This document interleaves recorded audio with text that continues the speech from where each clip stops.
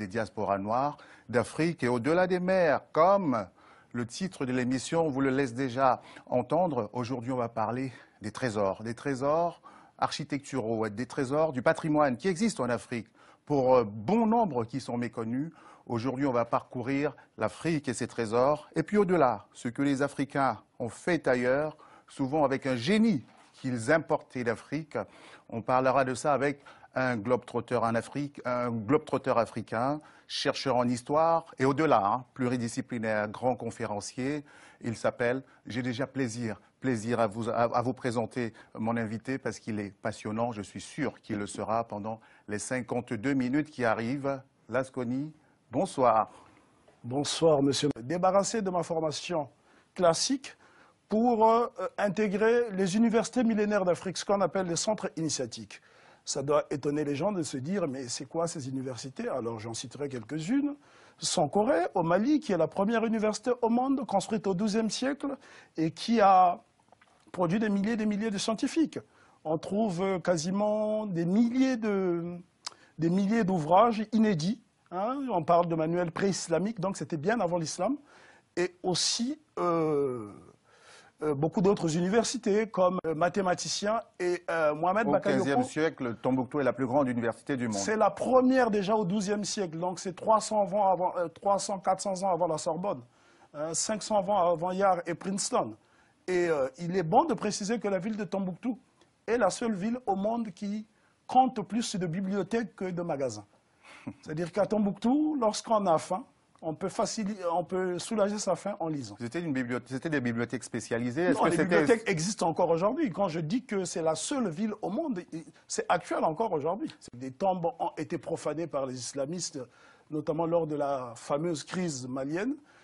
Et ce qui surtout m'impressionne, ce sont les habitations, la beauté architecturale. Par exemple, là sur la photo, derrière moi, on a ce qu'on appelle le canal de Kouriomé.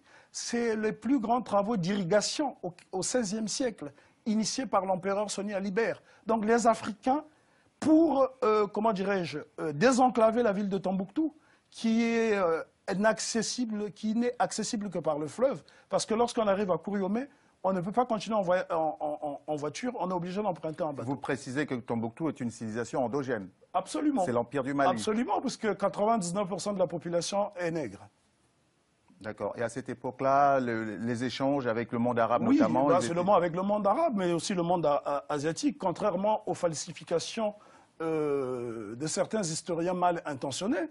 Ce sont quand même les Asiatiques qui introduisent le cheval et le chameau en Afrique. Ce ne sont pas les Arabes. Donc Tombouctou a déjà des relations commerciales avec l'Asie, notamment l'Empire mongol, puisque ça a été le plus grand empire du monde qui allait du Vietnam jusqu'à la Méditerranée. Avec Gengis Khan. Ils commerçaient, qu'est-ce qu'ils échangeaient? Ils échangeaient de la porcelaine parce que c'est justement dans la ville de Tombouctou, dans cette région en tout cas, du nord du Mali, qu'on trouve les plus vieilles poteries du monde. Et les fouilles ont été faites par un couple d'archéologues américains très réputés qu'on appelle les Mackintosh, Susan and Roderick Mackintosh. Il y a eu des résistances. Donc lorsqu'on parle de vente, on rentre déjà dans la falsification parce que les Africains ne disposaient ni de fax ni d'Internet pour lancer un appel d'offres. Et sur plusieurs siècles comme ça, Tombouctou a gardé l'identité première, centre intellectuel, centre spirituel, jusqu'aujourd'hui? Jusqu'à aujourd'hui, puisque beaucoup de chercheurs, aussi bien ceux de la NASA et d'autres, obtiennent des bourses pour aller étudier à Tombouctou. Qu'est-ce qu'on étudie à Tombouctou? On étudie de la littérature, on étudie les sciences, la géomancie, les mathématiques. Je voudrais ici notamment rappeler que l'un des plus grands mathématiciens de tous les temps, qui s'appelait Mohamed Ibn Mohamed Al-Fulani Al-Kishnawi, qui était un peul nigérian, comme son nom l'indique, Al-Fulani, ça vient de Fulani, donc des peuples peuls, qui vient du Nigeria, qui étudie à l'université de Sankoré, et qui va en pèlerinage à la Mecque à son retour, parce qu'à l'époque, le pèlerinage se faisait à pied. Il vient au Caire, il enseigne les mathématiques au Caire, qui est aussi un grand centre intellectuel, et il mourra en 1747. Ce sont des mathématiques étudiées dans le monde entier? Absolument. Des avec formules aujourd'hui. La même méthode? Les mêmes méthodes. Eu quelques problèmes de captation, mais en un mot, qu'est-ce que Tombouctou peut apporter à l'Afrique aujourd'hui, avant de passer au sujet suivant? Disons que Tombouctou est un centre de connaissances qui n'a pas été encore assez exploré. D'ailleurs, même les Maliens qui vivent dans le pays ignorent l'essentiel de Tombouctou. Tombouctou recèle des trésors qui sont encore méconnus. L'exemple du jeune homme que vous voyez là, Al-Naraki, langue s'il vous plaît, pas n'importe lequel. Le français, l'anglais, l'espagnol. On l'entend parler là? Oui, on l'entend parler. Vous voulez qu'on l'entende un petit peu? Et il n'a jamais été à l'école. C'est important de montrer ça. On peut l'écouter. Alors, vas-y. So what is your name? My name is Lasconi. So nice to meet you. So me, my name is Zanara. You are very clever. Yes, thanks. So what are you doing right now? Me, do you know me? I sell the Tuareg stuff, like jewelry, like cross, bracelets, and everything for to help my school, for to buy the copy book for my school. So you never been at school? No. Yes, I am just Quran school, madrasa. And you speak English and French at the same time? Yes. And a little bit Spanish and then Tuareg language. You speak Spanish also? Yes, and I speak Arabic language also. So you speak 4 languages? No, I speak 6 languages. English, French, Arabic, Spanish, and then Tuareg language, and Songhai language. And you never... Il est proprement génial, ce gamin. Je pense qu'il répond à ma question. Voilà ce que Tombouctou peut apporter à l'Afrique. Le savoir. Absolument, le savoir, parce que nous Il a hérité d'une tradition de l'intelligence. Oui, parce que cette tradition existe encore, parce que Tombouctou, c'est la ville qui fournit le plus d'intellectuels au Mali. C'est une ville d'érudits. L'érudition se trouve dans des familles. Voilà pourquoi même les manuels, plutôt les manuscrits, sont des héritages familiaux. Et il y a des mausolées qui ont été cassés. Et n'oublions pas que Tombouctou a initié des grands travaux immobiliers. Il y avait des promoteurs immobiliers à Tombouctou, des maisons avec des caves. On pourra le voir notamment sur les photos. C'est simplement passionnant. On ne peut pas... On ne peut pas imaginer qu'au XIIe siècle, les Africains vivaient dans des habitations en étage, dans un luxe insolent, avec des bibliothèques. Aujourd'hui, regardez l'Afrique actuellement. Il n'y a quasiment pas de bibliothèque. Alors qu'à Tombouctou, il y en a partout. Depuis plus de 1000 ans. C'est incroyable. On vous est allé à la rencontre de la richesse africaine. L'Europénie, parce que c'est l'âme africaine dont nous parlons là. Ça porte quoi? Alors, ce qui est particulier, parce que la dernière fois que je me suis rendu à l'Europénie, il y a à peu près 6 mois, c'était au mois de mars, j'ai profité d'un séjour lors du dernier FESPACO pour justement aller compléter mes travaux, puisque c'est un site que je filme et consigne depuis à peu près 3 ans. Et c'est tellement vaste qu'il faudra et ça a plus de 1000 ans, hein? Non, mais la dernière présence humaine sur l'Europénie remonte au XIe siècle. Ah oui. Nous sommes au XXIe siècle. C'est 1000 ans de dernière présence. 1000 ans de dernière présence. Donc c'est une civilisation antérieure.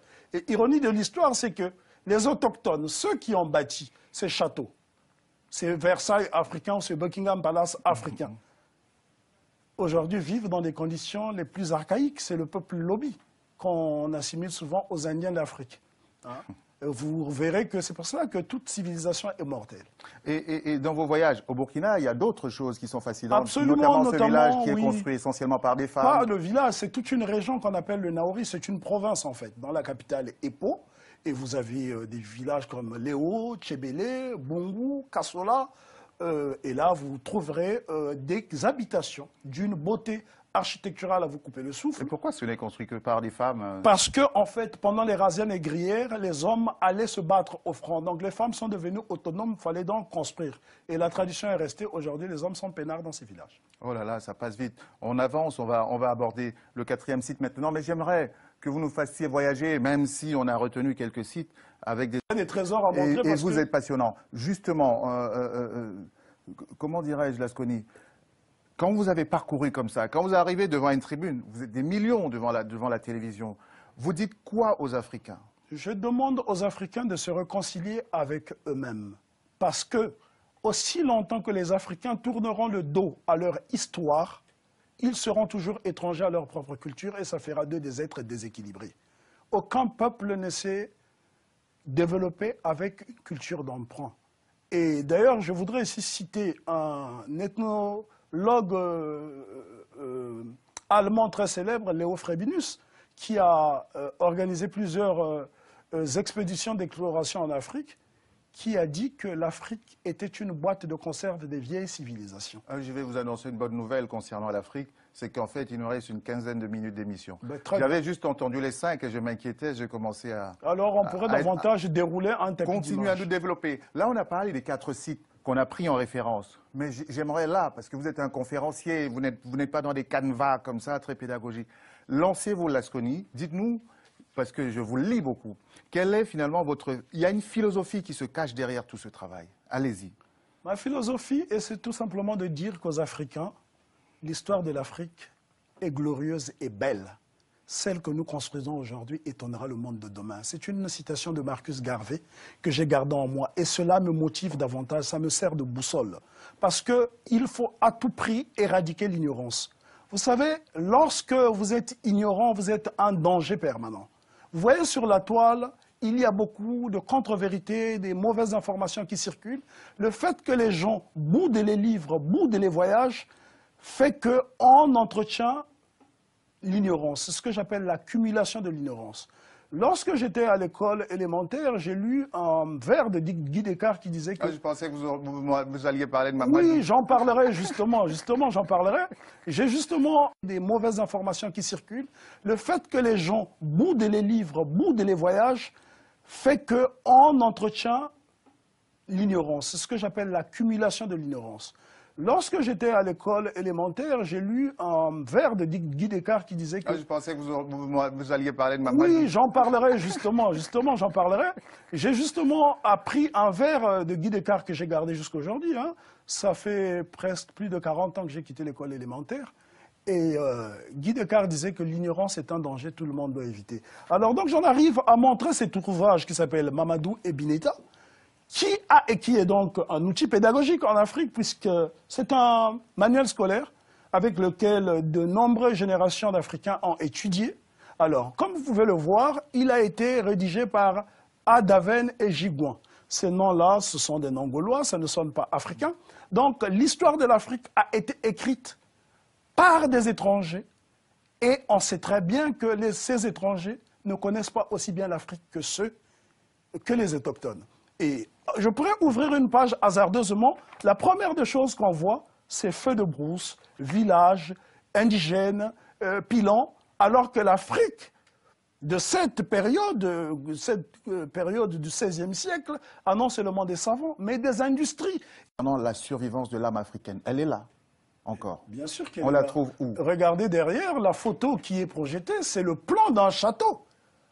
C'est le plan reconstitué par des experts. L'UNESCO, ce n'est pas une maison africaine, ce sont des scientifiques du monde entier, des spécialistes qui sont venus de Grenoble, parce qu'il faut dire que le mérite du site de l'Europénie, c'est que ce site a été exclusivement fouillé par des équipes d'archéologues africains, ce qui est très rare, parce que souvent on a toujours besoin d'un coup de main étranger. Là, on voit les résultats. Regardez, c'est aussi grand que Versailles. Il y a une âme africaine. Absolument. Spirituelle, culturelle. Et c'est à sa recherche que vous allez dans les universités africaines. Vous l'avez trouvé où? Racontez-nous où des gens qui ont soif peuvent aller s'abreuver. Je dirais que le site le plus intéressant, parce qu'il y en a tellement, l'Afrique est un musée à ciel ouvert. Et pour ceux qui ne peuvent pas voyager, voilà là c'est les murs. De l'Europénie. Oui, ce ne sont même pas les ruines, ce sont des murs qui ont défié le temps depuis le XIe siècle. Vous imaginez les pluies, les vents, les tempêtes? Ce mur a résisté donc. Ça, ce sont les résidus de fer qui nous montrent qu'au IXe siècle, il y avait des industries, des fabriques de fer. Nous avons une activité métallurgique. Alors que la révolution industrielle commence en Angleterre qu'au XIXe siècle, dans un village qui s'appelle Colebrookdale, où les métallurgiques ont trouvé le processus de fonte métallique et qui permettra à l'Angleterre de fabriquer les premières machines et les rails. Là, au IXe siècle, donc 10 siècles avant la Grande-Bretagne, nous avons des usines de fer. Parlez-nous de vos plus beaux sites où vous renverrez des gens. Je les enverrai d'abord pour ceux qui ne peuvent pas voyager, parce qu'il faut dire que tout le monde ne peut pas aller en Afrique. Mais parfois on est sur place, on n'y va pas. Oui. Vous étiez au Cameroun par exemple. Oui, c'est vrai. Les gens sont à Yaoundé et à Douala. Au Cameroun, vous avez découvert quoi? En ce qui concerne le Cameroun, j'ai découvert le site de Bimbia, qui est un excellent site, hein, où on voit ce que les Africains ont pu laisser. On a l'île Nicole, esclaves récalcitrants. Et le plus beau site que j'ai eu à visiter sur le continent, c'est une...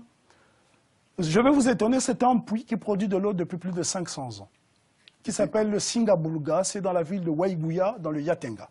Et cette région était habitée par les Dogons.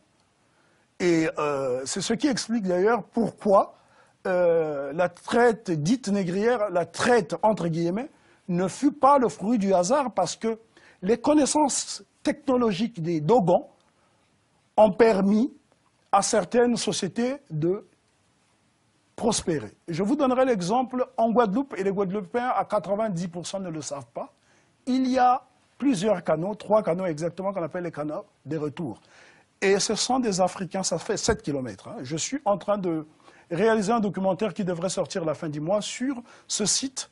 Les Africains ont creusé un canal, 3 canaux de 7 km pour pouvoir évacuer la canne à sucre dans la mer. C'est tout simplement parce qu'ils connaissaient la géométrie. Ils avaient les techniques de creusage. Et imaginez-vous, à Waiguya, qui est une grande localité du Burkina Faso, dans les Yatenga, occupée jusqu'au XIe siècle par les Dogons, on trouve le plus vieux puits au monde, qui produit de l'eau depuis plus de 5 siècles. On sait que les Dogons ont des connaissances phénoménales, Actuel, en astronomie notamment. Même en astrologie également. Et ils ont un calendrier qui n'a que 5 jours. Parce que les Dogons sont le seul peuple au monde qui ont une fête, une cérémonie qu'on appelle le Sigi, qui a lieu tous les 60 ans. Il fallait maîtriser voilà, le temps. Le temps, absolument. Il y a tellement de choses qui seraient bon d'illustrer. Malheureusement, le temps ne nous permet pas de distribuer. Mais il serait bon, par exemple, de parler justement de cette région du Naouri. Parce qu'en fait, je suis en train d'étudier l'architecture Kassena dans cette région. Alors, les Kassénas sont un peuple qu'on trouve à la fois au Burkina et au Ghana, c'est-à-dire de Léo jusqu'à Bolgatenga au Ghana. Et là, il y a une femme qui a 89 ans, qui s'appelle Kaye, qui est mon professeur. Je prie pour qu'elle ne s'éteigne pas, qu'elle me livre ses derniers secrets, parce qu'elle est la dernière à maîtriser un alphabet qui n'est quasiment pas connu des Africains.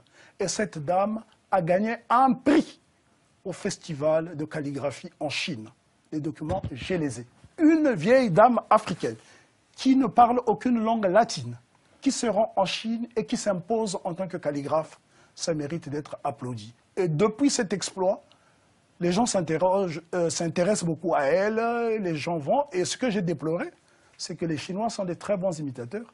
J'ai bien peur qu'un jour, on nous apprenne que ces pictogrammes, ces idéogrammes, ces phonogrammes ont été l'invention des Chinois. Et la fameuse civilisation orale est démentie par toutes ces découvertes. Absolument, d'autant plus que nous avons une écriture actuellement en Afrique du Sud qui s'appelle les pétroglyphes, je m'excuse, qui datent de 100 000 ans. Les datations étaient faites en Afrique du Sud. Et cette civilisation était connue des Africains. C'est 100 000 ans. L'Égypte, c'est 6 000 ans. Vous imaginez 100 000 ans. Pour les ignorants, je renvoie donc les ignorants Il ne faut pas être sévère avec non, les ignorants. Ils n'ont pas fait exprès. Non, parce qu'en général, les ignorants sont des contestataires. Ils se disent, mais ils ne font pas exprès. Il faut simplement dire, pour ceux qui ne savent pas, quand ils se sentent insultés, ils se braquent. Les Bambara disent tous les jours, l'oreille va à l'école. Donc, lorsqu'on est ignorant, on doit faire l'effort d'avoir l'humilité d'étudier. Moi-même, je suis... Mais on ne se sait pas ignorant, j'imagine.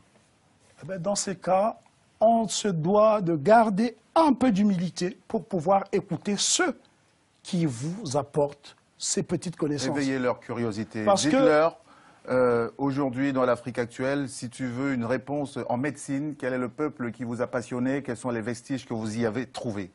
Alors, en ce qui concerne la médecine, ce sont les Babongo. C'est un peuple qu'on trouve au Gabon et au Congo, ce qu'on appelle vulgairement les Pygmées. En 1982, un compatriote avait un enfant qui était dans un cas désespéré. L'enfant a été soigné à l'hôpital Tenon. Pour respecter sa vie privée, je préfère ne pas divulguer le nom. L'enfant a été amené dans une localité au Congo qui s'appelle Sibiti. Lorsque les Babongo ont pris en charge sa santé, les diagnostics ont été démentis.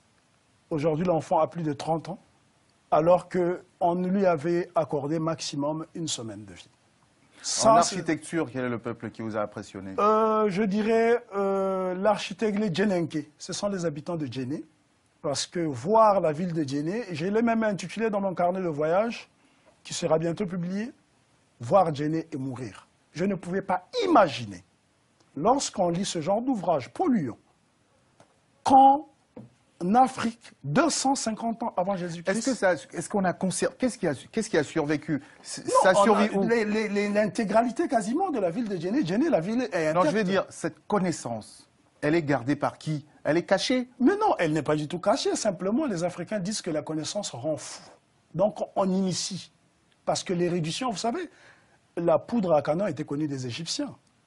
Pourquoi ils ne l'ont pas utilisée pour fabriquer de bombes et détruire l'humanité? Donc, voilà pourquoi, avant de donner la connaissance, il faut initier pour voir les capacités de résistance de l'étudiant. D'ailleurs, les Bambara disent qu'il n'y a pas de professeur. Cette fois-ci, c'est la vraie conclusion. Absolument. On a 1 minute.